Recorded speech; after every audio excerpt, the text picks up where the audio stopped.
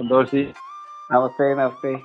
നമ്മുടെ ഈ ശ്രീരാമ സിദ്ധാന്തം റീ ഓപ്പൺ ചെയ്തിരിക്കുന്ന പ്രണവവേദയിലെ ആ പ്രാർത്ഥനയും പ്രവൃത്തിയും ആ ഇന്ന് രണ്ടും ഒരുപോലെയും രണ്ടായിട്ടും ഒക്കെ കൊണ്ടുപോകുന്ന ഒരു സംവിധാനമാണ് നമുക്കിന്ന് ഉള്ളത്, നിലനിൽക്കുന്നത്. അതെ. അപ്പൊ ഇത് തമ്മിലുള്ള പ്രവൃത്തി, പ്രാർത്ഥന, ഇത് തമ്മിൽ സമാന്തരമായിട്ട് പോകേണ്ടതാണോ അതോ ഒരുമിച്ച് പോകേണ്ടതാണോ? ഇത് തമ്മിൽ എവിടെയാണ് ലിങ്ക്? എങ്ങനെയാണ് ഇത് തമ്മിൽ ഒരുമിച്ച് കൊണ്ടുപോകാൻ കഴിയുക? ഒരു പ്രാപ്തിയുണ്ട്. പ്രാർത്ഥന കഴിഞ്ഞാലും പ്രാപ്തി മനസ്സിലുണ്ടാകുന്നുണ്ട് ആളുകൾക്ക് എന്ന് തോന്നുന്നു. പ്രവൃത്തി കഴിഞ്ഞാലും ഉണ്ടാവും. രണ്ടിനും ഫലമുണ്ടല്ലോ. രണ്ടിനും രണ്ടു തരത്തിലുള്ള ഫലമാണ്.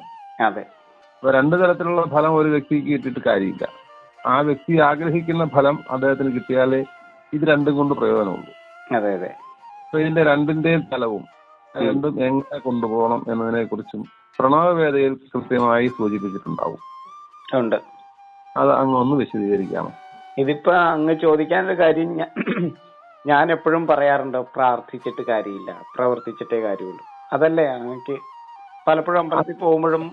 കാര്യമില്ലെന്നല്ല, പ്രാർത്ഥന കൊണ്ട് എല്ലാം നേടാമെങ്കിൽ പ്രവൃത്തിയുടെ ആവശ്യമില്ല, അങ്ങതാണ് പറഞ്ഞത്. അപ്പോ പലർക്കും ഒരു സംശയം വരും, പ്രാർത്ഥന എവിടെയാണ്, പ്രാർത്ഥിക്കുന്നത് എപ്പോഴാണ്? അപ്പൊ ഇന്നലെ നമ്മൾ സംസാരിച്ചപ്പോ അഷ്ടാംഗയോഗത്തിൽ പ്രാർത്ഥനയില്ല, പ്രാർത്ഥിക്കാൻ പറഞ്ഞിട്ടില്ല എന്ന് പറഞ്ഞു. പ്രാർത്ഥിക്കുക എന്ന് പറഞ്ഞാൽ അപേക്ഷിക്കുക എന്നുള്ള ഒരു അർത്ഥത്തിലോട്ടാ കൊണ്ടുപോയി. അതെ. പ്രയർ എന്ന് പറഞ്ഞാൽ, പ്രാർത്ഥന എന്ന് പറഞ്ഞാൽ അപേക്ഷിക്കുക, ആഗ്രഹത്തെ ചോദിക്കുക, യാചിക്കുക. ഇതാണ് അതിന്റെ മീനിങ് വരുന്നത്. അത് എവിടെയായാലും. ഞാൻ പറഞ്ഞേ, പ്രാർത്ഥിക്കുക എന്ന് പറഞ്ഞാൽ യാചിക്കുക അല്ല അപേക്ഷിക്കുക എന്നുള്ള അർത്ഥം അറിഞ്ഞുകൊണ്ടല്ല, അങ്ങനെ ഒരു അർത്ഥത്തിൽ മനസ്സിലാക്കിക്കൊണ്ടല്ല ആളുകൾ പ്രാർത്ഥിക്കുന്നത്. പ്രാർത്ഥനയും അപേക്ഷയും രണ്ടും രണ്ടാണെന്നാണ് ആളുകളുടെ വിചാരം. എന്റെ വിചാരം പോലും ഞാൻ അങ്ങനെയാണ്. അമ്പലത്തിൽ പോയി ഇതിനകത്ത് ഒരു കാര്യം നമ്മൾ പ്രത്യേകം അറിഞ്ഞിരിക്കേണ്ട ഒരു കാര്യമുണ്ട്. പ്രാർത്ഥന വേണം. ആരോടാണ് നമ്മൾ അപേക്ഷിക്കുക, പ്രാർത്ഥിക്കുക, ആഗ്രഹത്തെ ചോദിക്കുക? അതാണ് നമ്മൾ ആദ്യം അറിയേണ്ടത്. ആരോടാണ് നമ്മൾ യാചിക്കുക, ആരോടാണ് നമ്മൾ പ്രാർത്ഥിക്കുക, അത് ആദ്യം അറിയണം.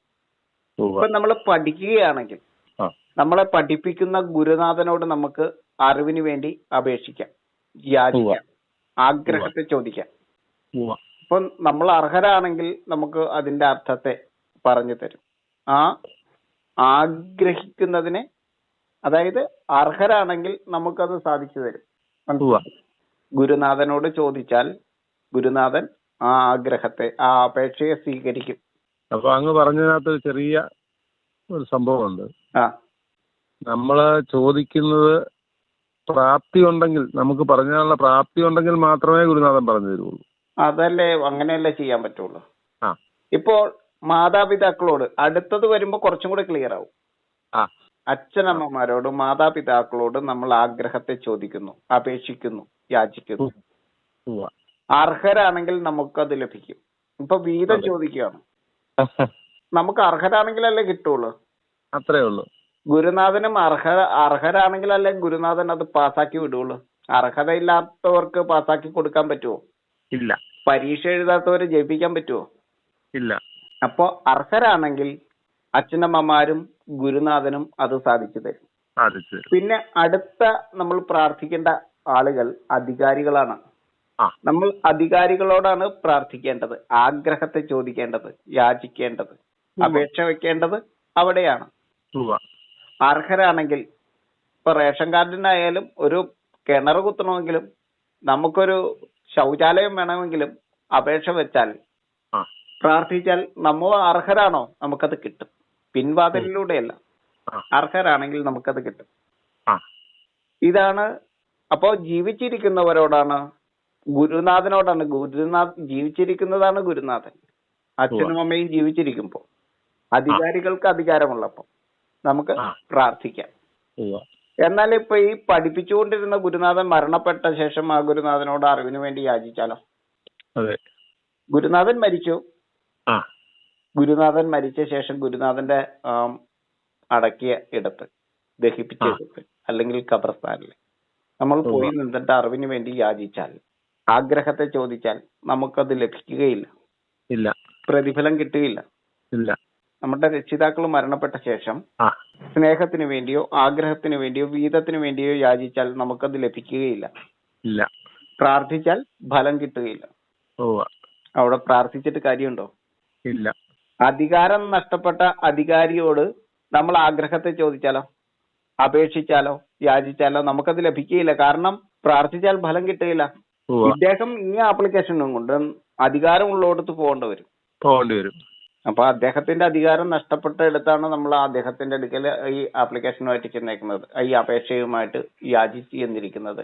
അദ്ദേഹത്തിന്റെ അധികാരം ഇല്ലാത്തടുത്ത് ആണ് നമ്മൾ ചെന്നിരിക്കുന്നത്. അപ്പൊ അധികാരമുള്ളവരോടാണ്, ജീവിച്ചിരിക്കുന്നവരോടാണ്, രക്ഷിതാക്കളോടാണ്, ഗുരുനാഥന്മാരോടാണ് നമ്മൾ പ്രാർത്ഥിക്കേണ്ടത്.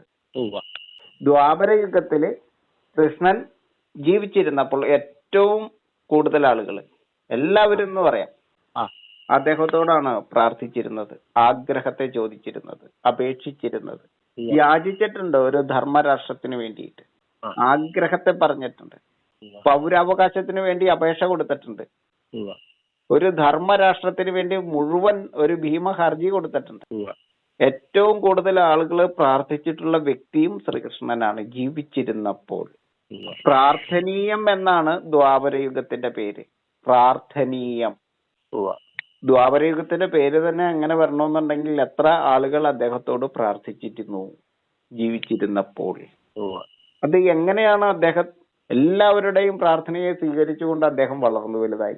സ്തുതിച്ചുകൊണ്ട്, പ്രശംസിച്ചുകൊണ്ട്, ഗുണകീർത്തനത്താല് ആഗ്രഹങ്ങളുടെ പൂർത്തീകരണത്തിന് വേണ്ടി, പ്രാപ്തിക്ക് വേണ്ടിയിട്ട് വാഴ്ത്തിക്കൊണ്ടാണ് പ്രാർത്ഥനയോടെ കൃഷ്ണന് മുന്നിൽ പ്രാർത്ഥിതരായിട്ട് ജനം നിന്നത്. എന്നാൽ സ്തുതിച്ചുകൊണ്ടാണ്. അത് കഴിയും എന്ന് പറഞ്ഞുകൊണ്ടാണ്, നേടിത്തരാൻ കഴിയും. പ്രശംസിച്ചുകൊണ്ടാണ്, സ്തുതിച്ചുകൊണ്ടാണ്, ഗുണകീർത്തനങ്ങളെ പറഞ്ഞുകൊണ്ടാണ് നിന്നത്, വിമർശിച്ചത് കൊണ്ടല്ല. അവിടെയാണ് ഭക്തി എന്ന് പറയുന്ന ആ അവസ്ഥ വരുന്നത്. അവിടെയാണ് ഭക്തിയുടെ ദേവതാഭാവമായിരിക്കുന്ന ഹനുമാനെ നമ്മൾ മാതൃകയാക്കേണ്ടത്. എങ്ങനെയാണ് നമ്മൾ ഒരു അപേക്ഷ വയ്ക്കുമ്പോൾ, ഒരു അധികാരിയോട് അപേക്ഷ വയ്ക്കുമ്പോൾ നമ്മളിൽ ഭക്തി ഉണ്ടാവണം. നമ്മളുടെ അച്ഛനും അമ്മയോട് നമുക്ക് ഭക്തി ഉണ്ടാവണം, ഗുരുവിനോട് ഭക്തി ഉണ്ടാവണം, അധികാരികളോട് വിശ്വാസം, ഭക്തി ഉണ്ടാവണം. അപ്പോ നമ്മൾ ആപ്ലിക്കേഷൻ വെച്ച് കഴിഞ്ഞാൽ അത് സാധിച്ചു തരും. അവിടെ പ്രാർത്ഥനാ നിർഭരമായിട്ടുള്ള മനസ്സോട് കൂടിയിട്ട് പ്രാർത്ഥനാ നിരതരായിട്ട് നമ്മൾ നിൽക്കും. എന്തുകൊണ്ടാണ്? ഭക്തി കൊണ്ടാണ്. അപ്പൊ എവിടെയൊക്കെയാണ് പ്രാർത്ഥിക്കേണ്ടതെന്ന് മനസ്സിലായില്ലേ? അത് ശരി. ഭക്തിയും വിശ്വാസവും ഒന്ന് തന്നെയാണോ? അപ്പോ ഭക്തനാണ് ആവേണ്ടത്, വിശ്വാസിയല്ല. ഭക്തി എന്ന് പറഞ്ഞാൽ മണ്ണിനോടും ജലത്തിനോടും ഉള്ളതാണ്. ഏറ്റവും വലിയ കാര്യം അതാണ് ഭക്തി. ബുദ്ധി ഉണ്ടായിട്ടും ശക്തി ഉണ്ടായിട്ടും കാര്യമില്ല, ഭക്തി ഉണ്ടാവണം. ഇത് മൂന്നും കൂടി ചേരുമ്പോൾ മാത്രമാണ് വിശ്വാസം ഉണ്ടാവുന്നത്. ഒരാൾക്ക് ഭക്തിയുണ്ട്, അയാൾക്ക് ബുദ്ധിയുണ്ട്, അയാൾക്ക് ശക്തിയുമുണ്ട്. മൂന്നും ഉണ്ടെങ്കിൽ മാത്രമാണ് അങ്ങ് പറഞ്ഞത് സാധിക്കുള്ളൂ, വിശ്വാസം ഉണ്ടാവുള്ളൂ. വിശ്വാസം അവിടെയാണ്. ഈ ത്രിഗണ വൈഭവത്താലാണ് വിശ്വാസം. ഈ പ്രപഞ്ചം ത്രിഗണ വൈഭവത്താലാകുന്നു. ഈ ത്രിഗണ വൈഭവത്തിലാണ് നമുക്ക് വിശ്വാസമുള്ളത്. അങ്ങനെയുള്ള ആ വിശ്വാസം എന്ന് പറഞ്ഞാൽ ആത്മവിശ്വാസം തന്നെയാണ്. അതെ, അറിവിലുണ്ടാകുന്ന വിശ്വാസമാണ്. അച്ഛനും അമ്മയും അത് എനിക്ക് സാധിച്ചു തരും, എന്റെ അധികാരികൾ എനിക്കത് സാധിച്ചു തരും, എനിക്കതിന് അർഹനാണ്, ഈ കാലഘട്ടം അനുഗുണമാണ്. ഇതെല്ലാം ചേരുമ്പോൾ മാത്രമാണ് ആ വിശ്വാസം ഉണ്ടാകുന്നത്. എനിക്ക് പ്രാർത്ഥിച്ചാൽ അത് കിട്ടും എന്നുള്ള വിശ്വാസം. അപ്പോ നമ്മൾ ആരാധനാലയങ്ങളിൽ പോകുമ്പോ, ആരാധനാലയങ്ങളിൽ നമ്മൾ പോകുന്ന പ്രാർത്ഥിക്കാനാണല്ലോ. അപ്പൊ ആ പ്രാർത്ഥനയും ഈ അങ്ങ് പറഞ്ഞ ഈ ഭക്തിയും വിശ്വാസവും പറയുന്ന ഘടകങ്ങളുമായിട്ട് ബന്ധപ്പെട്ട് എങ്ങനെയായത്? ആരാധനാലയങ്ങളിൽ ഇപ്പൊ പോകുന്നത് ആളുകൾ പ്രാർത്ഥിക്കാനാണ്. ആരാധനാലയങ്ങളിൽ പോകേണ്ടത് പ്രാർത്ഥിക്കാനല്ല. ആരാധനാലയങ്ങളിൽ പോകേണ്ടത് ധ്യാനിക്കാനാണ്. അവിടെയാണ് ധ്യാനത്തിന്റെ ഒരു പ്രാധാന്യം വരുന്നത്. ശ്രീകൃഷ്ണൻ ജീവിച്ചിരുന്നപ്പോഴാണ് അദ്ദേഹത്തോട് ആളുകൾ പ്രാർത്ഥിച്ചിരുന്നത്. പ്രാർത്ഥിച്ചിരുന്നവരുടെ, അപേക്ഷിച്ചിരുന്നവരുടെ, യാചിച്ചിരുന്നവരുടെ മുഴുവൻ ആഗ്രഹങ്ങളെയും സാധിച്ചു കൊടുത്തിട്ടാണ്, ഈ ധർമ്മരാഷ്ട്രത്തെ സൃഷ്ടിച്ചു കൊടുത്തിട്ടാണ് അദ്ദേഹത്തിന്റെ സ്വർഗാരോഹണം. മുഴുവൻ പ്രാർത്ഥിതരുടെയും ആഗ്രഹങ്ങളെ സാധ്യമാക്കി കൊടുത്തതിന്റെ പേരിലാണ് ഭഗവത് നാമത്തിൽ സ്വർഗാരോഹണം എന്നത്. അങ്ങനെയാണ് ഭഗവാനാകുന്നത്. അവിടെ സ്വർഗാരോഹണത്തിന് ശേഷം കൃഷ്ണനോട് പ്രാർത്ഥിച്ചാൽ ഒന്നും കിട്ടില്ല. നമ്മൾ അച്ഛനമ്മമാരോട് പ്രാർത്ഥിച്ചാൽ ഒന്നും കിട്ടില്ല. അങ്ങനെയുണ്ടെങ്കിൽ നമ്മുടെ ആളുകളെല്ലാം ധനവാന്മാരായി മാറിയനെ. മരിച്ചുപോയവരോട് പ്രാർത്ഥിച്ചാൽ എന്തെങ്കിലും കിട്ടുകയാണെങ്കിൽ അവരുടെ നന്മകൾ ഉണ്ടെങ്കിൽ അതുപോലെ അവരുടെ നന്മകളെ സ്വീകരിച്ചുകൊണ്ട് ധ്യാനിച്ച് അതേ രീതിയിൽ ആ മാർഗത്തെ പിന്തുടർന്ന് ജീവിതത്തിൽ വിജയിക്കുകയാണ് വേണ്ടത്. റോൾ മോഡലാക്കി എടുത്തിട്ട് ആ നന്മകളെ നമ്മളിലേക്ക് ചേർത്ത് വെച്ച് നമുക്ക് ജീവിത വിജയം നേടാനാണ് നമുക്ക്. അപ്പൊ അങ്ങിപ്പോൾ പറഞ്ഞതനുസരിച്ച് പ്രണവവേദയിലൂടെ പറയുമ്പോ ഈ പ്രാർത്ഥന എന്ന് പറയുന്ന കാര്യം അത് അധികാരികളുടെ അടുത്തും ഗുരുക്കന്മാരുടെ അടുത്തും അല്ലെങ്കിൽ അതുപോലെ അറിവുള്ളവരുടെ അടുത്തും മാതാപിതാക്കളുടെ അടുത്തും ഒക്കെയുള്ള ആ ഒരു വിധേയത്വത്തിലുള്ള ആ പ്രതലത്തിലാണ് പ്രാർത്ഥനയ്ക്ക് അല്ലെങ്കിൽ അപേക്ഷയ്ക്ക് യാചനയ്ക്ക് ഫലം ഉണ്ടാവുള്ളൂ. അതെ, അത് എങ്ങനെയുള്ള യാചനയായിരിക്കണം, എങ്ങനെയുള്ള അപേക്ഷയായിരിക്കണം? ഭക്തി കൊണ്ടുള്ളതായിരിക്കണം, ബുദ്ധി കൊണ്ടുള്ളതായിരിക്കണം, നമ്മൾ അതിനു വേണ്ടി പ്രവർത്തിച്ചു കൊണ്ടുള്ളതാവണം. അതായത് ആത്മാവ്, മനസ്സ്, ശരീരം എന്ന് പറയുന്ന ത്രിഗുണ വൈഭവത്താൽ ജനിക്കുന്ന ആ വിശ്വാസ്യതയിലായിരിക്കണം അത്. അപ്പൊ 5 വയസ്സുള്ള അങ്ങ് പറഞ്ഞതുപോലെ 5 വയസ്സുള്ളപ്പോ എനിക്ക് എന്റെ വീതം വേണമെന്ന് പറഞ്ഞാൽ അതിന് അർഹനായിട്ടില്ലാത്തത് കൊണ്ട് കൊടുക്കില്ല മാതാപിതാക്കൾ. എവിടെ കൊടുക്കും? 10ാമത്തെ വയസ്സിൽ വിവാഹം നടത്തി തരണമെന്ന് പറഞ്ഞാൽ രക്ഷിതാക്കളും കുടുങ്ങും. അർഹരാകുമ്പോൾ അതിന് അവര് അത് സാധിച്ചു തരും. അർഹനാണെങ്കിൽ അത് സാധിച്ചു തരും. 8ാം ക്ലാസ് വരെ പഠിച്ചയാൾ എനിക്ക് 8ാം ക്ലാസ്സിലെ പരീക്ഷ എഴുതണം എന്ന് അധ്യാപകരോട് ആവശ്യപ്പെട്ടാലും ബുദ്ധിമുട്ടാവും. നടക്കില്ല അല്ലേ? നടക്കില്ല. നമ്മൾ പ്രാർത്ഥിച്ചാൽ ഒന്നും കിട്ടില്ല. അല്ലെങ്കിൽ ഈ പറയുന്ന പോലെ അമ്പലത്തിലോ പള്ളിയിലോ എവിടെയായാലും നമ്മൾ പ്രാർത്ഥിച്ചാൽ നമുക്കൊന്നും കിട്ടില്ല. പ്രാർത്ഥിക്കുക എന്ന് പറഞ്ഞാൽ അപേക്ഷിക്കുക എന്നുള്ളതാണ് അർത്ഥം. അധികാരികളോടാണ്, രക്ഷിതാക്കളോടാണ്, ജീവിച്ചിരിക്കുന്നവരോടാണ്, ഗുരുനാഥന്മാരോടാണ്, നമ്മളെ സ്നേഹിക്കുന്നവരോടാണ് നമുക്ക് പ്രാർത്ഥിക്കാനുള്ളത്. പ്രാർത്ഥിക്കുന്നത് എങ്ങനെയായിരിക്കണം? പ്രാർത്ഥനാ നിർഭരമായിരിക്കണം നമ്മുടെ ജീവിതം. എന്നാൽ അഹങ്കരിക്കാതെ ആയിരിക്കണം, ഭക്തി കൊണ്ടായിരിക്കണം, ഭക്തി നിർഭരവുമായിരിക്കണം. അതെ, അവിടെയാണ് ഹനുമാനെ നമ്മൾ ഉപയോഗിക്കേണ്ടത്. ഭക്തിയുടെ ദേവതാഭാവത്തിലേക്ക് ഹനുമാൻ വരുമ്പോൾ ലോകത്തിലെ ഏറ്റവും വലിയ അറിവുള്ള ഏറ്റവും വലിയ അവതാരമായിരിക്കുന്ന ശ്രീരാമന്റെ മുമ്പിലിരിക്കുവാൻ, ശ്രീരാമനേക്കാൾ മുന്നിലിരിക്കുവാൻ യോഗ്യനാകുന്നത് അവിടെയാണ്. അവിടെയാണ് ഏറ്റവും വലിയ യുദ്ധത്തിന്റെ കൊടികളില് ഈ ഭക്തിയുടെ പ്രതീകം ഉയർന്നു നിൽക്കുന്നത്. ഈ ഭക്തിയാണ് വേണ്ടത്. ഈ ഭക്തിയാണ് നമ്മളിൽ ഉണ്ടാവേണ്ടത്. ഈ വിശ്വത്തോടുള്ള ഭക്തിയാണ്, വിശ്വാസത്തിൽ അധിഷ്ഠിതമായ ഭക്തിയാണ് വേണ്ടത്. അത് പ്രാർത്ഥനയിലല്ല പ്രവൃത്തിയിലായാലും അത് തന്നെയാണല്ലോ. അതെ, അറിവ് കൊണ്ടാണ് ഈ ഭക്തി ജനിക്കുന്നത്. അറിവിൽ നിന്നിട്ടാണ് ഇത് ജനിക്കുന്നത്. അപ്പൊ യഥാർത്ഥമായിട്ടുള്ള അറിവിൽ നിന്നും ഭക്തിയിൽ നിന്നുമാണ് നമ്മൾ എവിടെ അപേക്ഷിച്ചാലാണ് നമുക്ക് കിട്ടുക. സർവേക്കല്ലിന്റെ മുമ്പിലോ അല്ലെങ്കിൽ കണ്ട പഞ്ചായത്ത് കിണറിന്റെ മുമ്പിലോ അല്ലെങ്കിൽ മറ്റെവിടെയെങ്കിലോ പോയി നിന്ന് അല്ലെങ്കിൽ ഒരു വിജനമായ സ്ഥലത്തോ നിന്ന് പ്രാർത്ഥിച്ചാൽ നമുക്കൊന്നും കിട്ടാൻ പോണില്ല. ഈ പ്രകൃതിയിൽ ഒരു മാറ്റവും സംഭവിക്കില്ല. എന്തെങ്കിലും നമുക്കൊരു രോഗം വന്നോ, ഒരു വലിയ രോഗം വന്നോ നമുക്ക് പ്രിയപ്പെട്ട ഒരാൾക്ക്, നമ്മളുടെ പ്രാർത്ഥനകൾക്ക് ആ രോഗത്തെ ശമിപ്പിക്കാനേ കഴിയില്ല. നല്ല ചികിത്സയാണ് വേണ്ടത്. എന്താണ് നമുക്ക് പ്രവർത്തിക്കുകയാണ് വേണ്ടത്. ആരോടാണ് നമ്മൾ പ്രാർത്ഥിക്കേണ്ടത്? അപ്പോൾ ഡോക്ടറോടാണ് പ്രാർത്ഥിക്കേണ്ടത്. അതിന് സാമ്പത്തികം വേണമെങ്കിൽ സാമ്പത്തികം ഉള്ളവരുടെ മുമ്പിലാണ് നമ്മൾ ആ അപേക്ഷ വെക്കേണ്ടത്. നമ്മുടെ പ്രയർ നടത്തേണ്ടത് അവിടെയാണ്, അധികാരികളുടെ മുമ്പിലാണ്, ഡോക്ടറുടെ മുമ്പിലാണ്. അവിടെയാണ് പ്രാർത്ഥന വേണ്ടത്. അപ്പൊ പ്രാർത്ഥന പോലെ തന്നെ സമാന്തരമായിട്ട് പോകുന്ന ഒരു കാര്യമാണല്ലോ പ്രവൃത്തിയും ഈ തലങ്ങളിൽ തന്നെയല്ലേ പ്രവൃത്തിയുടെ ഗുണവും. അതെ, ബുദ്ധി കൊണ്ടാണ് പ്രവൃത്തി. അത് കൊണ്ടെന്നുള്ളതല്ല, പ്രവർത്തിക്കുമ്പോഴും പ്രവർത്തിക്കേണ്ടിടത്തല്ലേ പ്രവർത്തിക്കേണ്ടത്. പ്രവർത്തിക്കേണ്ടത് പോലെയല്ലേ. അതെ, അതായത് അങ്ങ് പറഞ്ഞതുപോലെ പ്രാർത്ഥിക്കേണ്ടിടത്ത് പ്രാർത്ഥിക്കാനുള്ള യോഗ്യത നേടി പ്രാർത്ഥിക്കണമെന്ന് പറയുന്നത് പോലെ തന്നെ പ്രവർത്തിക്കുന്നതും അങ്ങനെ തന്നെയല്ലേ? തീർച്ചയായിട്ടും. ഇത് ആത്മാവിനെയും ശരീരത്തെയും ഭക്തിയുള്ള മനസ്സുകൊണ്ട് ചേർത്ത് വെക്കുമ്പോഴാണ് ഇതിനെല്ലാം അർത്ഥം ഉണ്ടാവുന്നത്. അതായത് ഭക്തിയാണ് മനസ്സിന്റേത്, ബുദ്ധിയാണ് ആത്മാവിന്റേത്, ശക്തിയാണ് ശരീരത്തിന്റേത്. ഈ ബുദ്ധിയെയും ഈ ശക്തിയെയും ഭക്തി കൊണ്ട് ചേർത്ത് വെക്കുമ്പോഴാണ് അതിന് റിസൾട്ട് ഉണ്ടാവുന്നത്. അപ്പോ ഞാൻ ആദ്യം അങ്ങയോട് ചോദിച്ച് പ്രാർത്ഥനയും പ്രവൃത്തിയും തമ്മിലുള്ള പൊരുത്തവും പ്രവർത്തിക്കാണ്. ഞാൻ എന്റെ ചോദ്യം മുഴുവനായില്ല. ആദ്യം ഞാൻ ചോദിച്ചപ്പോൾ പ്രാർത്ഥനയും പ്രവൃത്തിയും എന്നാ പറഞ്ഞത്. ഇപ്പോ കുറച്ചുകൂടെ മാറ്റം വന്നു, എന്റെ ചോദ്യം കുറച്ചുകൂടെ ഏറി വരിക. പ്രാർത്ഥന, പ്രവൃത്തി, ഭക്തി, വിശ്വാസം, അതെ, അവിടം വരെ എത്തി. അതെ. അങ്ങ് ഇത്ര സംശയ നിവൃത്തി വരുത്തിയപ്പോൾ എനിക്ക് എന്റെ അറിവ് അങ്ങോട്ട് മാറി. കാരണം ഭക്തിയും വിശ്വാസവും ഇല്ലാതെ പ്രാർത്ഥനയും പ്രവൃത്തിയും ചെയ്തിട്ട് കാര്യമില്ലെന്നുള്ള അവസ്ഥ വന്നു. അതെ, പ്രവർത്തിക്കുക. നമ്മൾ പ്രവർത്തിക്കേണ്ട സമയത്ത് പ്രവർത്തിക്കണം. പ്രാർത്ഥിക്കേണ്ട ഇടത്ത് മാത്രം പ്രാർത്ഥിക്കണം. ബുദ്ധി കൊണ്ട് ആലോചിക്കണം, പ്രാർത്ഥിച്ചാൽ കിട്ടുമോ. അപ്പോ പ്രാർത്ഥന, പ്രവൃത്തി, ബുദ്ധി, വിശ്വാസം, അതോടൊപ്പം തന്നെ ഭക്തി. അതെ, ഇതിൽ ഏറ്റവും മുമ്പിൽ നിൽക്കേണ്ടത് ഭക്തിയാണ് അല്ലേ? ഭക്തിയാണ്.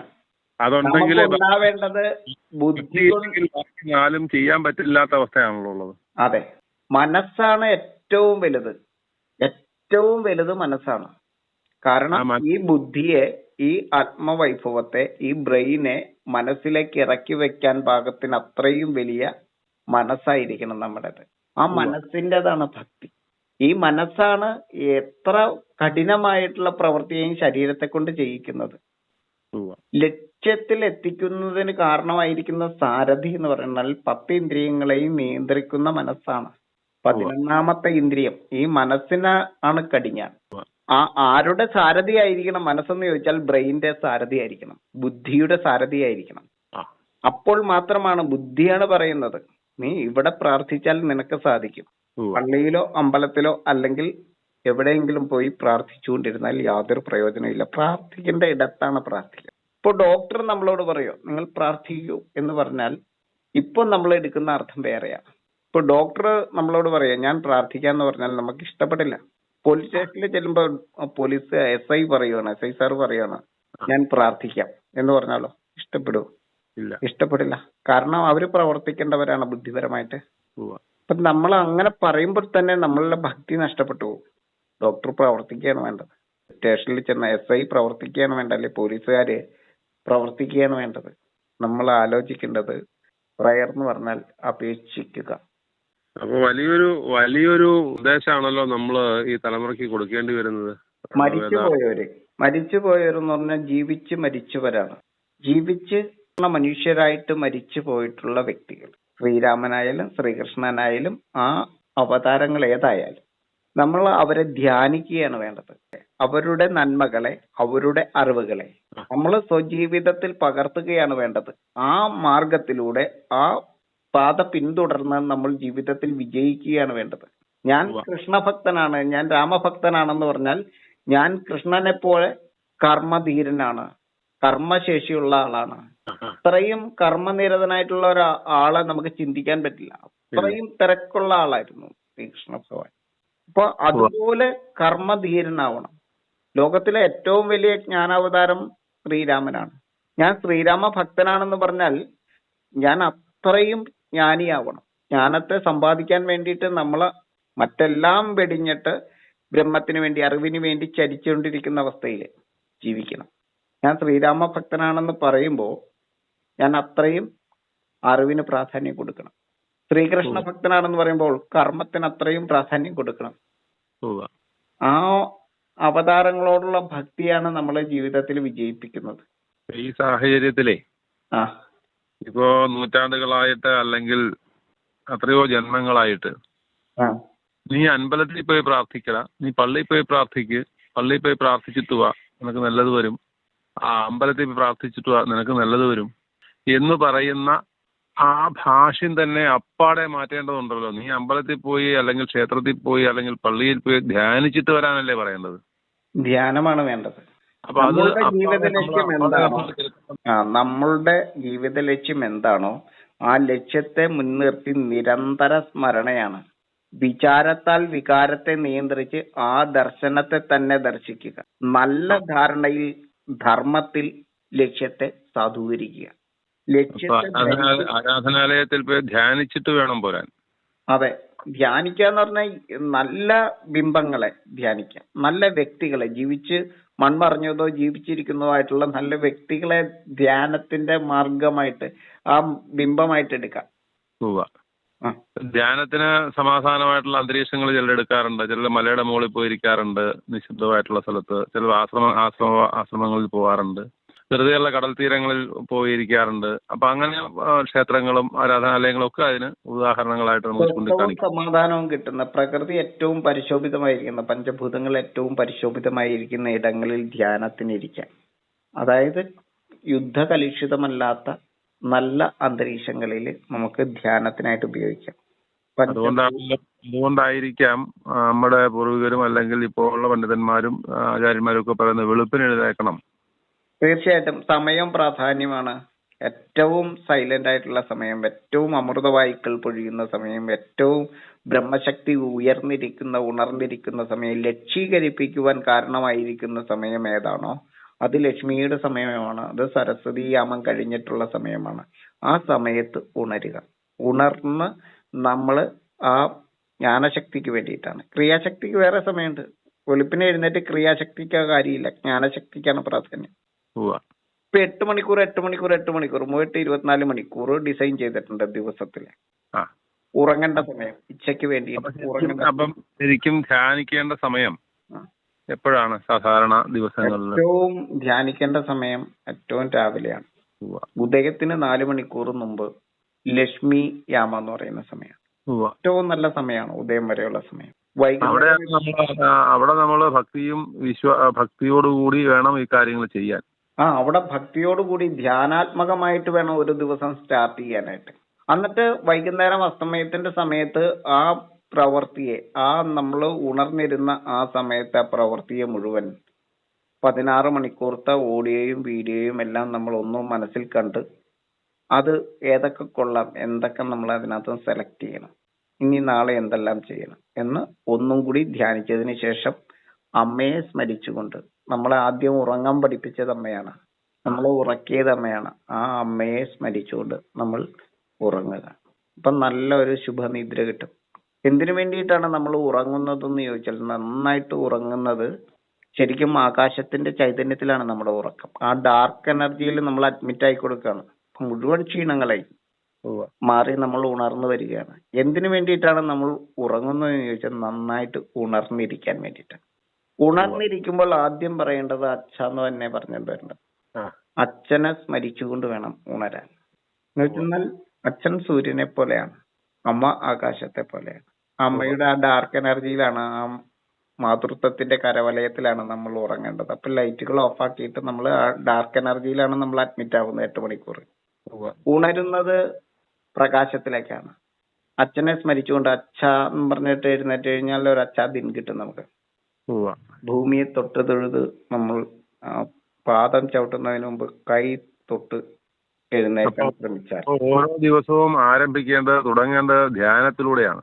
അതെ, അങ്ങനെ തുടങ്ങുമ്പോഴാണ് അതിന്റെ വിജയം ഉണ്ടാവുക. എല്ലാ അർത്ഥത്തിലുമുള്ള വിജയം ഉണ്ടാകുന്ന അവിടെയാണ്. അതെ, നമ്മള് പാദം ഭൂമിയിലേക്ക് തൊടുന്നതിന് മുമ്പ് ഈ ശിവത്വമുള്ള, ഈ ഗുരുവായിരിക്കുന്ന 2 മാത്രയുള്ള ഈ ശിവത്തിൽ, ഈ ശരീരത്തിന് കാരണമായിരിക്കുന്ന ഈ ശൈവത്തിൽ കൈതൊട്ട് നമ്മൾ നമസ്കരിച്ച് ഉണർന്നാൽ അന്നത്തെ ദിവസം നമ്മൾ ഏറ്റവും അനുഗ്രഹീതരായിരിക്കും. കാരണം ലോകത്തിലെ ഏറ്റവും വലിയ ഗുരു ഈ ഭൂമിയാണ്. അപ്പൊ നമ്മള് വിശ്വസിക്കേണ്ടത് ഈ വിശ്വത്തെയാണ്. വിശ്വൈക സാക്ഷിയായിരിക്കുന്ന സൂര്യനെയാണ് നമ്മൾ ഏറ്റവും കൂടുതൽ വിശ്വസിക്കേണ്ടത്. ഈ സൂര്യൻ ഇല്ലെങ്കിൽ, നക്ഷത്രങ്ങളില്ലെങ്കിൽ, നമുക്ക് ഇലക്ട്രിസിറ്റി ഇല്ലെങ്കിൽ, നമുക്ക് ലൈറ്റ് എങ്ങൊന്നും വരുന്നില്ലെങ്കിൽ, ഈ സൂര്യന്റെ ഊർജം ഭൂമിയിൽ കിട്ടുന്നില്ലെങ്കിൽ നമുക്ക് ഇരുന്നിടത്തുനിന്ന് എഴുന്നേറ്റ് മാറാൻ പറ്റില്ല. കാരണം ഈ പ്രപഞ്ചം ഡാർക്ക് എനർജിയാണ്, ഇരുട്ടാണ് ആകാശത്തിന്. അപ്പൊ വിശ്വൈക സാക്ഷിയായിട്ടുള്ള ഈ സൂര്യനെ കുറിച്ചാണ് നമ്മൾ ആദ്യം നമ്മളുടെ അന്ധവിശ്വാസത്തെ മാറ്റുവാനായിട്ട്, നമ്മുടെ അജ്ഞതയെ നിഗ്രഹിക്കുവാനായിട്ട് നമ്മൾ ആദ്യം പഠിക്കേണ്ടത് സൂര്യനെ കുറിച്ചാണ്. അപ്പൊ അങ്ങയോട് ഞാൻ ചോദിച്ചത് പ്രാർത്ഥനയും പ്രവൃത്തിയുമാണ്. പക്ഷെ ഇതിന്റെ എല്ലാ ഉത്ഭവം ധ്യാനത്തിൽ നിന്ന് വേണം. ഇതിനകത്ത് ആദ്യം ഒരു ധ്യാനം എന്ന് പറയുന്നതിന് മുമ്പ് കുറച്ച് അവസ്ഥകളുണ്ട്. അത് അഷ്ടാംഗയോഗ പ്രകാരം പറയുവാണെങ്കിൽ നമ്മൾ പറഞ്ഞില്ലേ, കഴിഞ്ഞ ദിവസം പറഞ്ഞില്ലേ, യമം, നിയമം, ആസനം, പ്രാണായാമം, പ്രത്യാഹാരം, ധ്യാനം എന്ന് പറയുന്ന അവസ്ഥയില് ഇതെല്ലാം നമ്മള് ജീവിതത്തിൽ പിന്തുടരേണ്ട ആവശ്യകതയുണ്ട്. യമം, നിയമം, ആസനം, പ്രാണായാമം, പ്രത്യാഹാരം, ധ്യാനം, ധാരണ എന്ന് പറയുന്നത്. അപ്പൊ സാധാരണ ഒരു ജീവിതത്തിലെ അങ്ങീ പറഞ്ഞ കാര്യങ്ങളൊക്കെ അറിയാതെയാണെങ്കിലും കുറെ സംഭവിക്കുന്നില്ലേ? ഉണ്ട്, തീർച്ചയായിട്ടും. അപ്പൊ അറിയാതെയാണെങ്കിലും ഇത് സംഭവിക്കുന്നതുകൊണ്ടാണല്ലോ ഈ കാര്യങ്ങള് യോഗ്യതയോടെ മുന്നോട്ട് പോവുക ഒരു മനുഷ്യനെ സംബന്ധിച്ച്. അതെ, അത് ചിട്ടപ്പെടുത്തുമ്പോഴാണ് അതിന് പ്രാപ്തി കൂടുതൽ വരുന്നത്. ഇപ്പൊ ചിട്ടപ്പെടുത്തുകയല്ല ചെയ്യുക. പുതിയ ആചാര്യന്മാര് വരുമ്പോ ഇതിനെല്ലാം കീഴ്മേൽ മറിക്കുന്നു എന്നുള്ളതാണ് അവിടെ. അപ്പൊ ഇതിന് ചിട്ടപ്പെടുത്തൽ ആവശ്യമുണ്ട്. ഇവിടെ അങ്ങ് ഇപ്പൊ തൊഴാൻ പഠിപ്പിക്കുന്നത് കണ്ടിട്ടില്ലേ? താമര മുട്ട് പോലെ കൈ കൂമ്പണം, കണ്ണു മൂക്കിന്റെ തുമ്പിലേക്ക് നോക്കണം. താമരമൊട്ട് പോലെ കൈ കൂമ്പി നിന്ന് തൊഴണമെന്ന് പറയുമ്പോ തന്നെ ഞാൻ തൊഴുന്നത് ശരിയാണോ അല്ലയോ, അവിടെയാണ് ശ്രദ്ധ. തൊഴുന്നതിലല്ല ശ്രദ്ധ വരുന്നത്. മനസ്സ് മാറി, ഭക്തി അവിടെ ഉണ്ടാവുന്നില്ല. ഇത് ഞാൻ ചെയ്തത് യുക്തിയാണോ, അതാണ് ചിന്ത. അവിടെ യുക്തി കയറി വന്നു കഴിഞ്ഞു. ഇങ്ങനെ ഓരോ കാര്യങ്ങളിലും അമ്പലത്തിൽ പോയി ധ്യാനിക്കണം എന്നതിന് പകരം പ്രാർത്ഥിക്കണമെന്നാക്കി. നീ പഠിക്കൂ എന്ന് പറയുന്നതിന് പകരം നീ പ്രാർത്ഥിക്കൂ. നീ പ്രവർത്തിക്കൂ എന്ന് പറയുന്നതിന് പകരം നീ പ്രാർത്ഥിക്കൂ. എല്ലാവരും പറയും ഒരു എക്സാം എഴുതാൻ പോവാണല്ലേ, പ്രാർത്ഥിച്ചിട്ട് എഴുതണം കേട്ടോ എന്ന് പറയാം. അങ്ങനെയല്ലല്ലോ.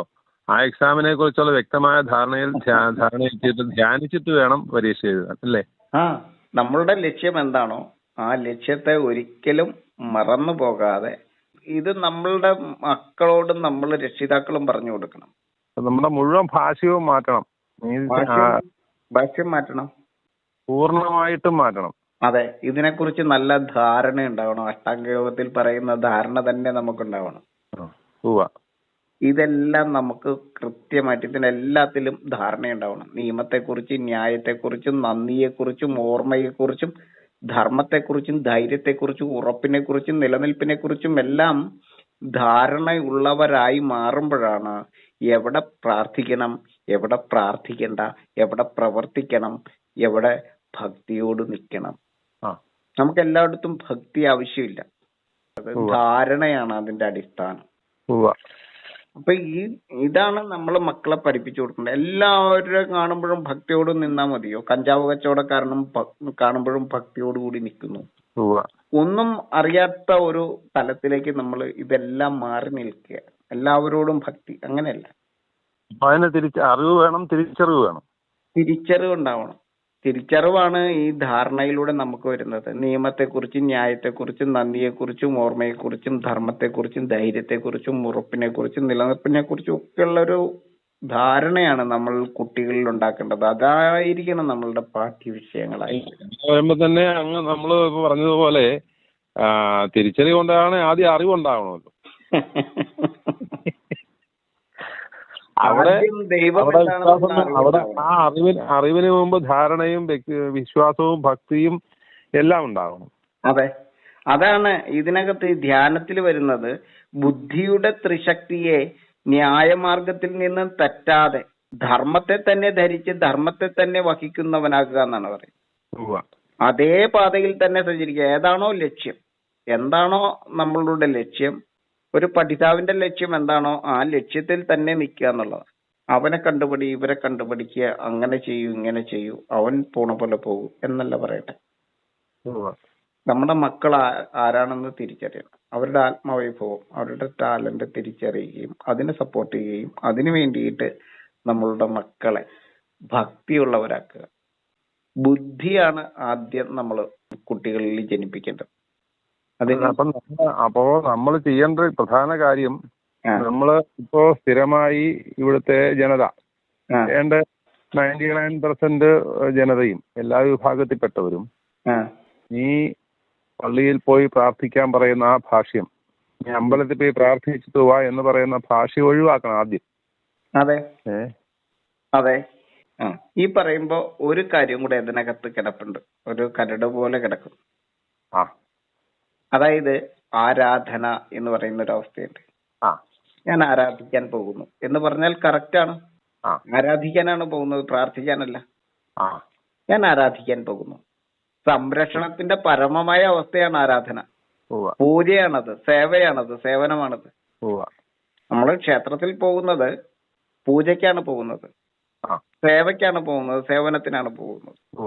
ആരാധനയ്ക്കാണ് പോകുന്നത്. സംരക്ഷണത്തിന്റെ പരമമായിട്ടുള്ള അവസ്ഥയാണ് ആരാധന. പോഷിപ്പിക്കുക എന്ന് പറയില്ലേ, സന്തോഷിപ്പിക്കലാണത്. അതാണ് നമ്മൾ മനസ്സിലാക്കേണ്ടത്. നമ്മൾ ക്ഷേത്രം അവിടെ പോകുമ്പോ ഊർജം ഉണ്ടാവുകയാണ് ചെയ്യുന്നത്. അതെ, അതായത് പാകം ചെയ്ത് പരിചരിച്ച് പ്രീതിപ്പെടുത്തുന്ന അവസ്ഥയിലാണ് ഈ ഓരോ ക്ഷേത്രത്തിലും ഓരോ ദേവാലയത്തിലും പോകുമ്പോൾ നമുക്ക് കിട്ടുന്ന അനുഭവം എന്ന് പറയുന്നത്.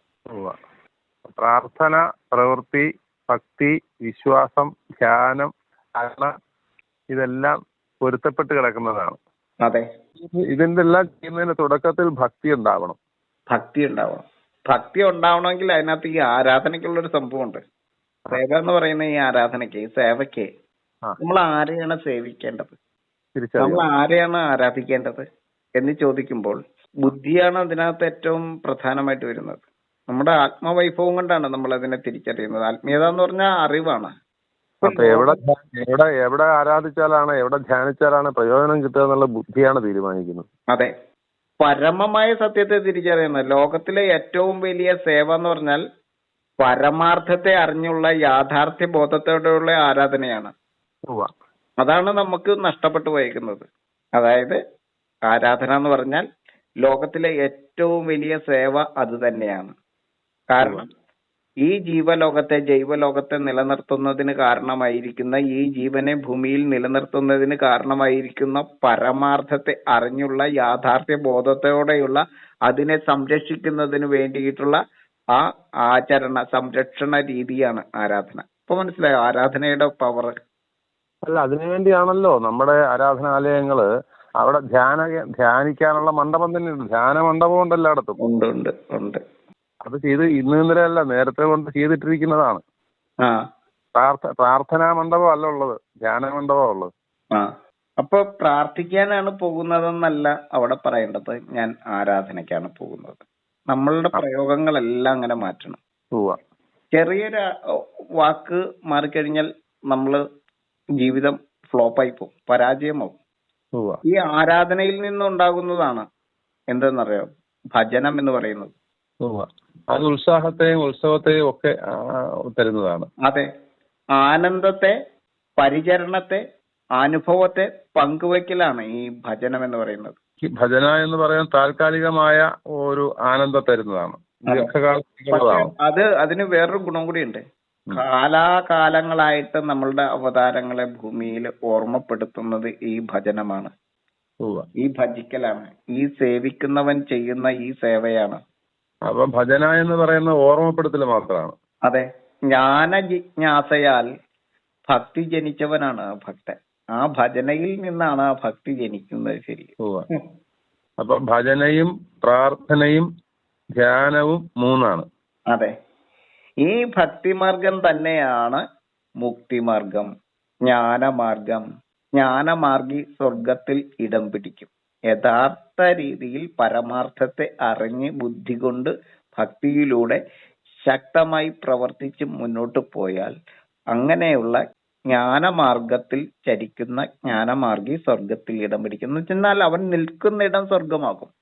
അവൻ എവിടെയാണോ നിൽക്കുന്നത് അവൻ അവിടെ സ്വർഗീയത അനുഭവിക്കും. കാരണം അവനിൽ ഭക്തി നിറഞ്ഞിരിക്കുകയാണ്. ഭക്തിയിൽ നിന്നും മുക്തിയും, മുക്തിയിൽ നിന്നും സ്വർഗവും, സ്വർഗത്തിൽ നിന്നും ഭൂമിയില് സ്വസ്തിയും ഉണ്ടാകും. അപ്പൊ അങ്ങനെയുള്ള ഒരു കാര്യം കൂടെ ചോദിക്കുക ഈ കൂട്ടത്തില്. പ്രാർത്ഥന, പ്രവൃത്തി, ധാരണ, ഭക്തി, വിശ്വാസം, ഭജന, ആരാധന. അതിനപ്പുറത്തേക്ക് അതെല്ലാം ബുദ്ധി കൊണ്ട് ആണ് ചെയ്യേണ്ടത്. അതെ, അവിടെ ഭക്തിയാണ് ഏറ്റവും മുന്നിൽ ആവശ്യം. ഇതെല്ലാം ഉണ്ടാകുമ്പോഴാണ് വിശ്വാസമാവുന്നത്. അവിടെ അറിവാണ്. അറിവുണ്ടെങ്കിലേ അറിവ് തിരിച്ചറിവുണ്ടാവുകയുള്ളൂ. അതെ, ഇങ്ങനെയുള്ള സാഹചര്യത്തിൽ ഇതിനെല്ലാം കേന്ദ്രീകൃതമായി ഈ ആരാധനാലയങ്ങളിൽ പൂജ എന്നൊരു പ്രോഗ്രാം നടക്കുന്നുണ്ട്. അതെ. അപ്പൊ ഇതെങ്ങനെയാ പൊരുത്ത് പൂജയായിട്ട് ബന്ധപ്പെട്ട്? ആരാധനയുടെ സംരക്ഷണത്തിന്റെ പരമമായിട്ടുള്ള അവസ്ഥയാണ് ആരാധന. അതിലാണ് പൂജ വരുന്നത്, സേവ വരുന്നത്. അവിടെ നിന്നാണ് നമുക്ക് സേവനം കിട്ടുന്നത്. ആ പൂജ സേവ എന്നാണ് അർത്ഥം, സേവ. അതെ, നമ്മൾ അങ്ങനെ സേവയിലൂടെ, ഭജനത്തിലൂടെ നമുക്ക് ജനിക്കുന്ന ആ ജ്ഞാനമാർഗത്തിലൂടെയാണ് നമ്മൾ സ്വർഗീയത അനുഭവിക്കുന്നത്. ഭക്തിയുള്ളവരുടെ കൂട്ടമാണ് അവിടെ ഉണ്ടാവുന്നത്. യുക്തിയുടെ കൂട്ടമല്ല അവിടെ ഉണ്ടാവുന്നത്, ഭക്തിയുടെ കൂട്ടമാണ് ഉണ്ടാവുന്നത്. അപ്പോഴാണ് മുക്തി ലഭിക്കുള്ളൂ. യുക്തിയുടെ കൂട്ടത്തിൽ നിന്ന് മുക്തി ലഭിക്കില്ല. മനസ്സിലായോ?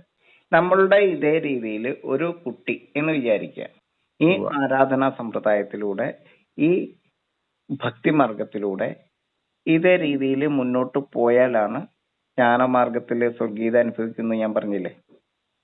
അപ്പോഴാണ് ഈ സ്വസ്തി എന്ന് പറയുന്ന അവസ്ഥയിൽ, ഭൂമിയിൽ സ്വസ്തി ഉണ്ടാകുന്ന അവസ്ഥയിൽ അദ്ദേഹം നിൽക്കുന്നിടത്ത് സ്വസ്തി അനുഭവിക്കും മറ്റുള്ളവര്. അദ്ദേഹം സ്വർഗീയത അനുഭവിക്കുന്നു, മറ്റുള്ളവർക്ക് സ്വസ്തി അനുഭവിക്കും. അപ്പോഴാണ് സ്വസ്തികം എന്ന് പറയുന്ന അവസ്ഥ ഉണ്ടാകുന്നത്. അവിടെയാണ് സ്വസ്തികം ജനിക്കുന്നത്. അങ്ങനെ സ്വസ്തികത്തിൽ തൊട്ട് നിൽക്കുന്ന ആള് നല്ല ശാസ്ത്രത്തെ ജനിപ്പിക്കും. അവിടെ നല്ല പുതിയ ശാസ്ത്രം ജനിക്കും, ഉദയം ചെയ്യും. ഈ സ്വസ്തികം ജനിക്കുന്നത്, ഈ പുതിയ ശാസ്ത്രം ജനിക്കുന്നത് യോഗത്തിൽ നിന്നാകുന്നു. അഷ്ടാംഗയോഗം പറയും. ഇത്രയും ബൃഹത്തായിട്ടുള്ള പ്രോഗ്രാമുകളാണ് ക്ഷേത്രങ്ങളിലൂടെ നടക്കുന്നത്, ആരാധനാലയങ്ങളിലൂടെ നടക്കേണ്ടത്. അപ്പൊ അവിടെ വീണ്ടും ഒരു സംശയം വരികയാണ്. അങ്ങയോട് ഞാൻ ആദ്യം തന്നെ ചോദിച്ചത് പ്രാർത്ഥനയും പ്രവൃത്തിയുമാണ്. അതെ. അവിടുന്ന് ഇത്രയും തലങ്ങളിൽ അങ്ങനെ പറഞ്ഞ് മനസ്സിലാക്കി തന്നു. അപ്പോൾ ഈ സമയത്ത് എനിക്ക് വീണ്ടും ഉള്ളത്, ഈ പ്രാർത്ഥന എന്ന് പറയുന്നത്, അപേക്ഷ എന്ന് പറയുന്നതിന്റെ ഏറ്റവും അവസാനം ചെയ്യേണ്ട കാര്യമല്ലേ? എല്ലാം കഴിഞ്ഞിട്ടാണല്ലോ നമ്മൾ അപേക്ഷിക്കേണ്ടത്, അല്ലാതെ അപേക്ഷ ആദ്യം വെച്ചിട്ട് കാര്യമില്ലല്ലോ. എവിടെ അപേക്ഷിക്കണം, എപ്പോൾ അപേക്ഷിക്കണം, ആരോട് അപേക്ഷിക്കണം? നമ്മളുടെ ആവലാതികളെ അല്ലെങ്കിൽ നമ്മളുടെ പ്രാർത്ഥനകളെ പറയേണ്ടത് നമ്മളുടെ പ്രാർത്ഥനകളെ സ്വീകരിക്കുവാൻ യോഗ്യമായിട്ടുള്ള ഇടത്താ പറയേണ്ടത്. യോഗ്യത നമുക്കും യോഗ്യത നേടിയതിനു ശേഷമല്ലേ ആവശ്യപ്പെടാൻ ഒക്കൂ? തീർച്ചയായിട്ടും നമുക്ക് യോഗ്യത ഉണ്ടാവണം. തീർച്ചയായിട്ടും ഘട്ടം ഘട്ടമായിട്ട് ഓരോ സ്ഥലത്തും ഓരോ പ്രായത്തിലും നമുക്ക് ഓരോ രീതിയിലുള്ള ആവശ്യങ്ങളുണ്ട്. ആ യോഗ്യത നേടുന്ന കാര്യങ്ങളല്ലേ അങ്ങ് പറഞ്ഞത്, അതിരാവിലെ തുടങ്ങുന്ന ധ്യാനം മുതലുള്ള കാര്യങ്ങൾ? അതെ അതെ. അതാണല്ലോ ദൈനംദിന യോഗ്യതയും. അല്ലാതെ എല്ലാ തരത്തിലുള്ള യോഗ്യതയും കിട്ടുന്നതിന് ആ കാര്യങ്ങൾ മുഴുവൻ പ്രാപ്തിയിൽ വരുത്തണ്ടേ? വേണം. അതെല്ലാം കഴിഞ്ഞു വരുന്ന ഒരാളിനോടല്ലേ നമ്മൾ പറയേണ്ടത്, നീ ഇന്നടത്ത് പോയി അപ്ലൈ ചെയ്യുക, ആപ്ലിക്കേഷൻ കൊടുക്കുക എന്ന് പറയുന്നത്. അത്രേ ഉള്ളൂ. ആപ്ലിക്കേഷൻ അല്ല. ഇപ്പൊ സാധാരണ നമ്മുടെ വാചാലതയിൽ നമ്മൾ ഭാഷ്യത്തിൽ പറയുന്ന മുഴുവൻ ആപ്ലിക്കേഷൻ ആദ്യം നീ ആദ്യം പ്രാർത്ഥിക്കാനാ പറയുന്നത്. അതെ. അത് അപ്പാടെ തിരുത്തേണ്ടതല്ലേന്നാ എന്റെ ചോദ്യം. തിരുത്തണം, തിരുത്തിയേ പറ്റൂ. നീ പ്രവർത്തിക്കൂ, നീ പഠിക്കൂ, ഇതാണ് പറയേണ്ടത്. നീ അറിയൂ. പാസ്സായതിനു ശേഷമാണല്ലോ അപേക്ഷ. അതെ. അതായത് ഇതിനകത്ത് പഴയ ഒരു രീതിയുണ്ട്, ആത്മീയ മാർഗത്തിൽ ചരിക്കൂ എന്നിട്ട് പ്രാർത്ഥിക്കൂ, അറിവ് കൊണ്ട് ചരിക്കൂ, സഞ്ചരിക്കൂ ഭക്തിയാൽ, എന്നിട്ട് ആവശ്യമെങ്കിൽ പ്രാർത്ഥിക്കൂ. ഭാരതീയരോട് പ്രാർത്ഥിക്കാനും പറഞ്ഞിട്ടില്ല, യജിക്കാനാ പറഞ്ഞ. പ്രാർത്ഥിക്കുന്നവർ എത്ര ആള് പ്രാർത്ഥിച്ചാലും പ്രാർത്ഥിക്കുന്നവർക്ക് ആ മുഴുവൻ അപേക്ഷയെയും സ്വീകരിക്കുന്ന രീതിയിൽ ആക്ഷേപിക്കാതെ അവരുടെ മുഴുവൻ കാര്യങ്ങളെയും ചെയ്തു കൊടുക്കുവാൻ പ്രാപ്തിയുള്ള യജിക്കുന്നവനാകാനാ പറഞ്ഞിരിക്കുന്നത്. അപ്പൊ അപേക്ഷയും കൊണ്ട് നിൽക്കുന്നവനല്ല, അപേക്ഷിക്കുന്നവർക്ക് സർവവും ചെയ്ത് അവരുടെ ജീവിതത്തിൽ സ്വർഗീയതയെ നേടിക്കൊടുക്കുന്നവനാകാനുള്ള പ്രാപ്തിയാണ് അഷ്ടാംഗയോഗം പറയുന്നത്. ഇതല്ലേ നമ്മുടെ തലമുറയെ ബാലപാഠം മുതൽ, കുഞ്ഞിലെ മുതൽ പഠിപ്പിക്കേണ്ട. അക്ഷരം പഠിപ്പിക്കുന്നത് പോലെ സംഖ്യാശാസ്ത്രം പഠിപ്പിക്കുന്നത് പോലെ ഈ കാര്യങ്ങളും അതോടൊപ്പം തന്നെ പാഠ്യവിഷയമാക്കേണ്ടതല്ലേ? ഇതെങ്ങനെയാണ് പഠിപ്പിക്കേണ്ടത്? അപ്പൊ അതിനൊരു പാഠ്യ പദ്ധതി ഈ പ്രണവവേദയിൽ തീർച്ചയായിട്ടും ഉണ്ടാവും അല്ലേ? തീർച്ചയായിട്ടും ഉണ്ടാവണം, ഉണ്ടായേ പറ്റൂ. കാരണം അന്ധവിശ്വാസത്തിന്റെ ഒരു ജീവിത രീതി കൊണ്ട് ഏതൊരു രാജ്യവും നശിച്ച് മൺമറഞ്ഞു പോകുകയുള്ളൂ. നമ്മൾ ദുരന്തം വരുമ്പോഴും പ്രാർത്ഥിച്ചുകൊണ്ട് നിൽക്കുക. ഇപ്പോ ഇതിന് ആചരണ ശുദ്ധിയാണ് വേണ്ടത് അല്ലേ? അറിവാണ് വേണ്ടത്, ആത്മാർത്ഥമായിട്ടുള്ള അറിവ്. അർത്ഥത്തെ അറിഞ്ഞ് അനർത്ഥത്തെ നീക്കുന്ന ആചാരങ്ങളെ ചിട്ടപ്പെടുത്തുന്ന നല്ല ആചാര്യന്മാരുടെ കുറവാണ് ഇവിടുത്തെ പ്രശ്നം. അപ്പൊ ആചരണ ശുദ്ധി ആണ് ഇപ്പൊ അത് അങ്ങ് പറഞ്ഞത്. നമുക്ക് ആചരണം എല്ലാവരും ചെയ്യുന്നുണ്ട്, അതിന് ശുദ്ധിയോടുകൂടിയല്ല ചെയ്യുന്നത്, ക്രമപ്പെടുത്തിയല്ല ചെയ്യുന്നത്. അതിന്റെ വിശ്വാസത്തോടുകൂടിയോ ഭക്തിയോടുകൂടിയോ ബുദ്ധിയോടുകൂടെ അല്ല ചെയ്യുന്നത്, വേണ്ടത്ര ബുദ്ധിയോടുകൂടി. അതെ. നമ്മൾ അർത്ഥത്തെ അറിഞ്ഞ് ആചരിച്ചില്ലെങ്കിൽ അനർത്ഥങ്ങൾ ഉറപ്പാണ്. ഉവ്വ. നമുക്ക് നമ്മളുടെ പ്രാർത്ഥനകൾക്ക് ഞാൻ പറഞ്ഞില്ലേ ഏറ്റവും ഫലം ഉണ്ടാവണ്ടേ? ആ ഒരു ശക്തിയും നമ്മുടെ പ്രാർത്ഥനകൾക്കില്ല. ഇപ്പൊ നടത്തുന്ന രീതിയിലുള്ള പ്രാർത്ഥനകൾക്ക് ഒരു ശക്തിയുമില്ല. സിദ്ധി എന്ന് പറഞ്ഞാൽ സാധ്യമാകുന്നതിനെയാണ് സിദ്ധി എന്ന് പറയുന്നത്. അത് ജ്ഞാനം കൊണ്ട് നേടുന്നതാണ്, കർമ്മം കൊണ്ട് നേടുന്നതാണ് സിദ്ധി, ഭക്തി കൊണ്ട് നേടുന്നതാണ് സിദ്ധി. ഉവ്വ. അപ്പൊ അങ്ങേക്ക് ഇത്രയും നേരം അങ്ങ് ഇത് പറഞ്ഞല്ലോ, അതൊന്ന് ഒരു രത്നചുരുക്കമായിട്ട് ഇത്രയും പറഞ്ഞ കാര്യങ്ങളെ കുറിച്ച് അങ്ങ് ഒന്നുകൂടെ ഒന്ന് രത്നചുരുക്കമായിട്ട് ഒന്ന് ആവർത്തിക്കാൻ പറ്റുമോ? അതെ, തീർച്ചയായിട്ടും നമുക്ക് ചെയ്യാം. നമ്മളുടെ പ്രാർത്ഥന എന്ന് പറഞ്ഞാൽ, പ്രയർ എന്ന് പറഞ്ഞാൽ ജീവിച്ചിരിക്കുന്നവരോടാണ് നമ്മൾ പ്രാർത്ഥിക്കേണ്ടത്. നമ്മൾ അച്ഛനമ്മമാരോടാണ് നമ്മൾ പ്രാർത്ഥിക്കേണ്ടത്. ഗുരുനാഥന്മാരോടാണ്, അധികാരികളോടാണ് നമ്മൾ പ്രാർത്ഥിക്കേണ്ടത്. ജീവിച്ചിരിക്കുന്ന സുമനസ്സുകളോടാണ് നമ്മൾ പ്രാർത്ഥിക്കേണ്ടത്. നമ്മളുടെ ആവശ്യങ്ങളെ നമ്മൾ മുന്നിൽ വെക്കേണ്ടത്. മരിച്ചുപോയവരെ പ്രാർത്ഥിച്ചാൽ നമുക്കൊന്നും കിട്ടുകയില്ല, ഒന്നും കിട്ടില്ല. നമ്മൾ പ്രവർത്തിക്കുകയാണ് വേണ്ടത്. ആത്മശക്തി കൊണ്ട്, അറിവ് കൊണ്ട് നമ്മൾ ഭക്തിയാൽ പരം പ്രവർത്തിക്കുക. നല്ല ഭക്തി ഉണ്ടാവുക മനസ്സിന്. അതായത് ഭക്തി മനസ്സിൻ്റെതാണ്, ബുദ്ധി ആത്മാവിൻ്റെതാണ്, ശക്തി ശരീരത്തിൻ്റെതാണ്. 10 ഇന്ദ്രിയങ്ങളുള്ള ആ ഒരു വൈഭവമാണ് മനുഷ്യൻ്റെത്. 11ാമത്തെ ഇന്ദ്രിയമായിരിക്കുന്ന മനസ്സാണ് ഈ 10 ഇന്ദ്രിയങ്ങളെയും കൺട്രോൾ ചെയ്യുന്ന ആ സാരഥി. പക്ഷെ ഈ മനസ്സിൻ്റെതാണ് ഭക്തി എന്ന് ഞാൻ പറഞ്ഞു. ആ ഭക്തി ഉള്ളതായിരിക്കുന്ന മനസ്സ് മുഴുവൻ ഇന്ദ്രിയങ്ങളെയും നിഗ്രഹിച്ച് കൺട്രോൾ ചെയ്ത് കൊണ്ടുപോകും. നിഗ്രഹിക്കുക എന്ന് പറഞ്ഞാൽ കൊല്ലുക എന്നല്ല അർത്ഥം. ആഗ്രഹങ്ങളെ നിയന്ത്രിച്ചുകൊണ്ട് മുന്നോട്ട് കൊണ്ടുപോകുവാൻ ഈ ശരീരത്തെ, ആത്മാവിനെ, മനസ്സിനെ മുന്നോട്ട് കൊണ്ടുപോകുവാൻ കഴിയുന്ന ഈ മനസ്സിനെ സ്വതന്ത്രമായിട്ടുള്ള പദവി കൊടുക്കാതെ, സ്വതന്ത്രമായിട്ട് സഞ്ചരിക്കുവാൻ ഇടം കൊടുക്കാതെ ബുദ്ധിയുടെ അണ്ടറിൽ നിലനിർത്തുക എന്നുള്ളതാണ് അഷ്ടാംഗയോഗം പറയുന്നത്. അത് ധ്യാനാത്മകമായിരിക്കണം. എന്താണോ നമ്മുടെ ജീവിതത്തിന്റെ ലക്ഷ്യം അത് മനസ്സാണ് സാധിക്കുന്നത്. അവിടെയാണ് മനസ്സിന്റെ ഒരു പ്രാധാന്യം വരുന്നത്. അപ്പൊ വളരെ നന്ദി. പ്രാർത്ഥന പ്രവൃത്തി എന്നുള്ള കാര്യത്തെ കുറിച്ച് ചോദിച്ചപ്പോ അത് ധ്യാനം മുതൽ നമ്മളൊരു ദിവസം തുടക്കം മുതൽ ഒടുക്കം വരെയുള്ള കാര്യവും, അല്ലെങ്കിൽ ഒരു പ്രധാന കാര്യത്തിന് വേണ്ടി, ഏതൊരു കാര്യത്തിന് വേണ്ടിയാണോ ശ്രമിക്കുന്നത് ആ ശ്രമത്തിന്റെ ആദ്യം മുതൽ അതിന്റെ ധ്യാനം മുതൽ അവസാന അപേക്ഷ വരെയുള്ള ആ കാര്യങ്ങളെ കുറിച്ച് അങ്ങ് ഏതാണ്ട് വിശദീകരിച്ചു തന്നു. നമ്മളുടെ ജീവിതത്തിലെ നമ്മുടെ പുതിയ തലമുറയോട് എനിക്ക് പറയാനുള്ളത്, നമ്മുടെ ജീവിതത്തില് നമ്മൾ ഏറ്റവും കൂടുതൽ സമയം കണ്ടെത്തേണ്ടത് കേൾക്കാൻ വേണ്ടിയിട്ടായിരിക്കും. നമ്മൾ ജീവിതം ഉയരുന്നതിന് കാരണം നമ്മുടെ വാക്കാണ്. ആ വാക്ക് ബുദ്ധിയുടേതാവണം. ആ വാക്കിൽ മനസ്സിന്റെ ഭക്തി ഉണ്ടാവണം. നമ്മളുടെ ശരീരഭാഷ ആ ഭക്തിയിൽ തന്നെ നിറഞ്ഞു നിൽക്കണം. എന്തിനോടും യുക്തിയോടെയല്ല നമ്മൾ സമീപിക്കേണ്ടത്. യുക്തിയിൽ നിന്നും വിട്ടിട്ടാണ് നമ്മൾ നിൽക്കേണ്ടത്. യുക്തിയിൽ നിന്നും യുക്തമായതിനെ പെട്ടെന്ന് കണ്ടെത്താൻ നമുക്ക് കഴിയണം. നമ്മൾ ഈ പ്രപഞ്ചത്തോട് നമുക്ക് വിശ്വാസം ഉണ്ടാവണം.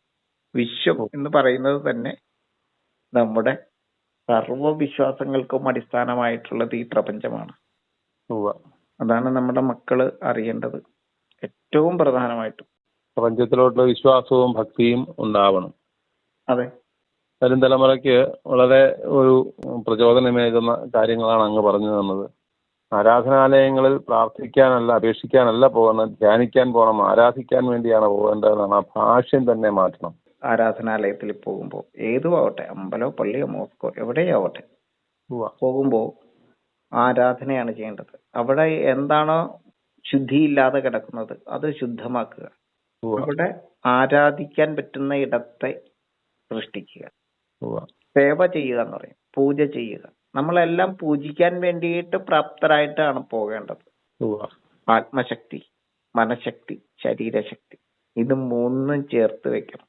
നല്ല പ്രവൃത്തിയെ ചെയ്യുക, ഭക്തിയോടെ സംസാരിക്കുക, ബുദ്ധിയോടെ പെരുമാറുക, നല്ല വാക്ക്. അപ്പോഴാണ് ലക്ഷ്യത്തിലെത്തുക. തീർച്ചയായിട്ടും അങ്ങനെയുള്ളവർക്ക് വേണ്ടിയിട്ടാണ് ഈ ലോകം. അങ്ങനെയുള്ളവർക്ക് വേണ്ടി കാതോർക്കും, ആ വാക്കുകൾക്ക് വേണ്ടി കാതോർക്കും ഈ ലോകം. പ്രാർത്ഥിച്ചാൽ ഒന്നും നേടാൻ കഴിയില്ല എന്നുള്ളൊരു വസ്തുത തിരിച്ചറിയണം. നമ്മൾക്ക് ഇഷ്ടപ്പെട്ട ആത്മീയാചാര്യന്മാരെയോ വിഗ്രഹങ്ങളെയോ എന്തിനേയും നമ്മൾ ധ്യാനത്തിനുള്ള മാർഗമായിട്ട് സ്വീകരിക്കുക. ഉവ്വ. ആ ധ്യേയവസ്തുവിൽ തന്നെ ചിത്തത്തെ ഉറപ്പിച്ച് നമ്മളുടെ ലക്ഷ്യം എന്താണോ, നമ്മളുടെ ആത്മവൈഭവം എന്താണോ അതിനെ തിരിച്ചറിഞ്ഞ് ആ ഒരു തലത്തിൽ നമ്മൾ ഉയർന്ന് ഒരു വെളിച്ചം പകരുന്ന നക്ഷത്രമായിട്ട് മാറുവാൻ നമ്മളുടെ വൈഭവത്തിന് കഴിയും. നമ്മളുടെ മനസ്സിന് അതിനുള്ള ശക്തിയുണ്ട്. തീർച്ചയായിട്ടും അപ്പോൾ അന്നേരം ആ സമയത്ത് നമ്മുടെ ആവശ്യങ്ങളെ നിറവേറ്റി തരാൻ വേണ്ടി ഈ പ്രകൃതി ഒരുങ്ങി നിൽക്കും. തീർച്ചയായിട്ടും പ്രകൃതി നമ്മൾക്ക് വേണ്ടിയിട്ടാണ്. ഈ വെയിൽ എനിക്ക് വേണ്ടിയിട്ടാണ്, ഈ കാറ്റ് എനിക്ക് വേണ്ടിയിട്ടാണ്, ഈ കാലാവസ്ഥ എനിക്ക് വേണ്ടിയിട്ടാണ്, ഇവിടുത്തെ ലോകം മുഴുവൻ എനിക്ക് വേണ്ടിയിട്ടാണ്, ഈ പ്രജാലോകം എന്റേതാണ്, ഈ രാഷ്ട്രം എന്റേതാണ്, ഈ നാട് എന്റേതാണ്, ഈ അമ്മമാരെല്ലാം എന്റേതാണ്. അങ്ങനെ ചിന്തിക്കുന്നവർക്ക് വേണ്ടിയിട്ട് മാത്രമാണ് ഈ ലോകം. ഞാൻ അങ്ങയോട് ആദ്യം ചോദിച്ചിടത്ത് തന്നെ വരാം. പ്രാർത്ഥനയും പ്രവൃത്തിയും എന്ന് പറഞ്ഞാൽ പ്രവൃത്തി ചെയ്തതിനു ശേഷം മാത്രമാണ് പ്രാർത്ഥനയ്ക്ക് സ്ഥാനം. അത്രേ ഉള്ളൂ. ആ പ്രവൃത്തിക്ക് അനേക ഘട്ടങ്ങളുണ്ട്, അങ്ങ് വിശദീകരിച്ചു തന്നല്ലോ. അതെ, ശരിക്കും നന്നായിട്ട് പ്രവർത്തിക്കുക, അർത്ഥമറിഞ്ഞ് ആത്മാർത്ഥമായിട്ട് പ്രവർത്തിക്കുക, ചിട്ടയോടുകൂടി. അപ്പോ നമ്മളെ പ്രാർത്ഥിക്കാൻ ആളുകളുണ്ടാവും. നമ്മൾ പ്രാർത്ഥിക്കല്ല ചെയ്യേണ്ടത്, നമ്മളെ പ്രാർത്ഥിക്കാൻ. കൃഷ്ണനെ പ്രാർത്ഥിച്ചത് കൊണ്ടാണ് പ്രാർത്ഥനായുഗം എന്ന് പേര് വന്നത്. എല്ലാ മക്കളോടും പറയാനുള്ളത് അതുള്ളൂ. എല്ലാ അമ്മമാരും എല്ലാ ബന്ധുമിത്രാദികളും നമ്മളെ കാണുവാൻ ആഗ്രഹിക്കുന്നവരാവട്ടെ, നമ്മളോട് പ്രാർത്ഥിക്കുവാൻ കഴിവുള്ളവരാവട്ടെ, അവരുടെ മുഴുവൻ പ്രാർത്ഥനകളെയും സാധിച്ചു കൊടുക്കുവാനുള്ള കരുത്ത് നമുക്ക് ഓരോരുത്തർക്കും ഉണ്ടാവണം. വളരെ സന്തോഷം, വളരെ സന്തോഷം. സന്തോഷ് ജി, നമസ്തേ. നമസ്തേ.